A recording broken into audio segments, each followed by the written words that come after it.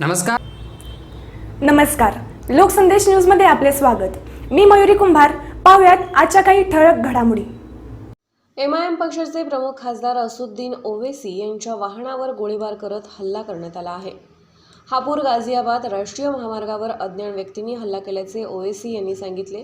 या भ्याड हल्ल्याच्या निषेधार्थ धुळ्यात आमदार डॉक्टर फारुख शाह यांच्या नेतृत्वाखाली धुळे शहरात मूकमोर्चा काढण्यात आला. या मूकमोर्चादरम्यान धुळे शहराचे एमआयएमचे आमदार डॉक्टर फारुख शाह यांनी पत्रकारांशी बोलताना सांगितले की असदुद्दीन ओवैसी यांच्यावर याआधी देखील त्यांच्या दिल्ली येथील निवासस्थानी झाला होता आणि त्यानंतर पुन्हा ओवैसी यांच्यावर हल्ला करण्यात आला आहे.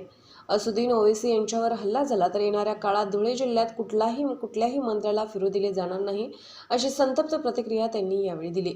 येणाऱ्या 15 दिवसाच्या आत असदुद्दीन ओवैसी यांना Z+ सुरक्षा द्यावी आणि त्या एमआयएम पक्षातर्फे संपूर्ण महाराष्ट्रात तीव्र आंदोलन करण्यात येईल, अशी देखील प्रतिक्रिया आमदार शाह यांनी दिली.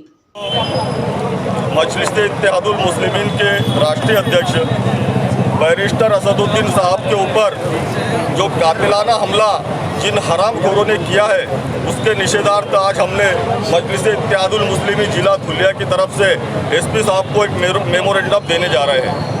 हमने देखा है कि सिर्फ हैदराबाद नहीं, सिर्फ महाराष्ट्र ही नहीं, सिर्फ यूपी ही नहीं, बल्कि पूरे मुल्क भर में हमारे खासदार असदुद्दीन ओवैसी साहब की मकबूलियत और उनकी लोकप्रियता बढ़ती जा रही है, जिसके कारण जो हमारे विरोधी पक्ष हैं उनके इंडिकेटर लग चुके हैं, उनको घबराहट और बौखलाहट हो चुकी है और इसलिए वो बार बार इसके पहले भी 21 सितंबर 2021 को उन्होंने दिल्ली में जो हमारे खासदार ओवैसी साहब के निवास स्थान पर कातिलाना हमला किया था.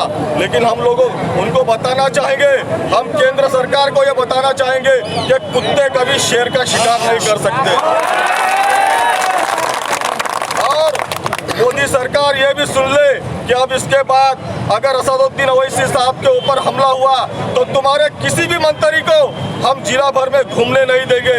ये कहता हूँ और उसके बाद मैं एक आह्वान करना चाहता हूँ कि हमारे असदुद्दीन साहब को Z+ सिक्योरिटी दी जाए और अगर ये 15 दिन के अंदर नहीं दी जाती है तो हम मुल्क गिर पैमाने पर इससे तीव्र आंदोलन छेड़ेंगे.